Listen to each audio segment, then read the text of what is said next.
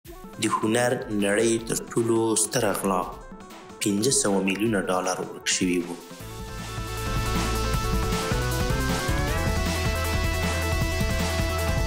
ملګرو، تاسو کله هم د یوې غلا په اړه اورېدلي یاست چې د هنر نړۍ ته یې ټکان ورکړی وي؟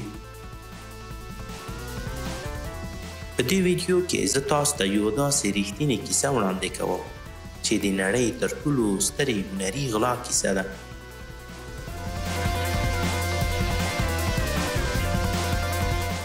یوه داسې غلا چې نه یوازې د تاریخ د لویو هنرمندانو نقاشي ورکه شوه، بلکې یوه لویه معما هم ګرځېدلې ده.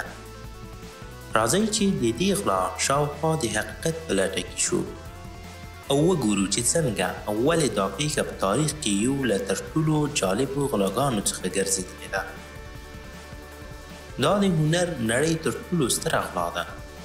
نو راځئ چې د دې غمیزې په اړه نور معلومات هم ترلاسه کړو. دا پیښه هغه وخت رامنځته شوه چې د هنر نړۍ د یوې بېسارې پیښې له امله ټکان وکړو. په 1909 کال کې د مارچ په 18مه نېټه د ماساچوسټس ایالت بوسټون ښار کې د ایزابل سټیوارټ ګاردیز موزیم د نړۍ په تاریخ کې تر ټولو د سترې غلا ښکار شو. په هغه شپه 2 کسان چې د پولیسو په یونیفورم کې وو د موزیم دروازې ته راورسېدل. هغوی د موزیم ساتونکو ته وویل چې یو بیړنی حالت پېښ شوی او هغوی باید د موزیم دننه وپلټي. ساتونکو چې باور یې کاوه چې دا خلک د پولیس غړي دي، دوی ته یې اجازه ورکړه چې داخل شي. خو دا هغه وخت و چې یوه لویه تېروتنه وشوه. دا کسان جعلي پولیس وو.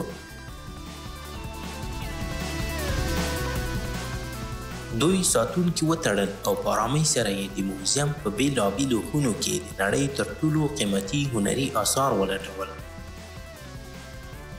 بې له کومې ستونزې یې ویستل.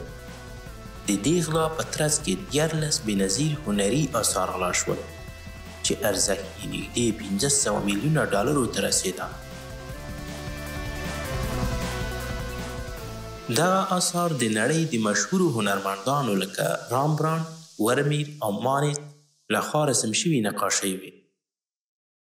د دې غلا وروسته دغه اثار بیا هیڅکله پیدا نه شول او تر نننۍ ورځې پورې دا پیښه د یوې سترې معما په توګه پاتې ده.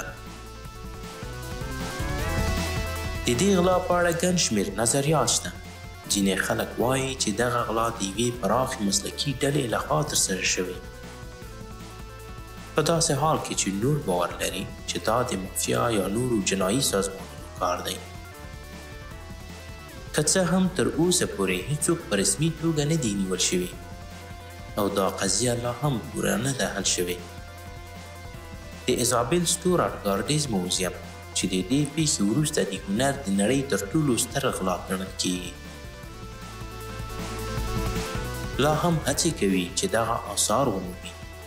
موزیم د هغه چا لپاره چې د غلا شویو آثارو په اړه معلومات ورکړي د 10 میلیونو ډالرو انعام هم اعلان کړی دی، خو تر اوسه پورې هیڅ معتبر معلومات ترلاسه شوي نه دي. دا غلا د هنر د نړۍ په تاریخ کې یوه له تر ټولو لویو معماو څخه ګڼل کیږي چې نه یوازې په بوسټون کې بلکې په ټوله نړۍ کې د خلکو په ذهنونو کې یوه خاطره پاتې ده. خو نوشي جانې چې هر چا غلا کړی دي، که تاسو دومره پیسې درلودی څه به مو کړی وای؟